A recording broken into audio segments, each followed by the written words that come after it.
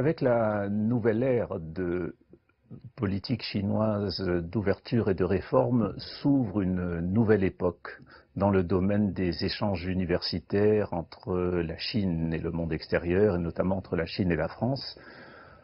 On passe d'un volume étudiant très limité dans les années 60 avec l'instauration des relations diplomatiques.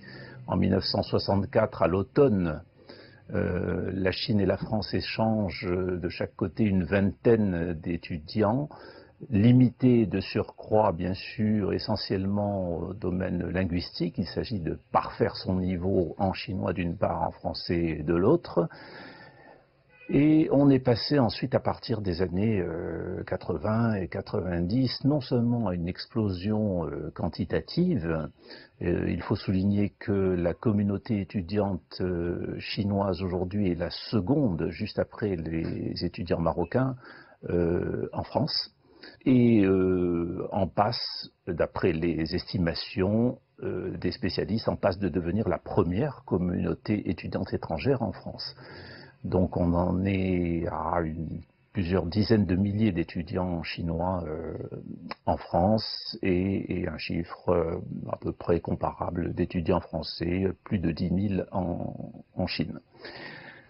Ceci s'accompagne bien sûr d'une diversification des spécialités abordées par ces étudiants chinois et français. On ne se limite plus à l'apprentissage de la langue de l'autre, mais on va vers des disciplines à la fois sciences humaines, sciences sociales, mais également techniques.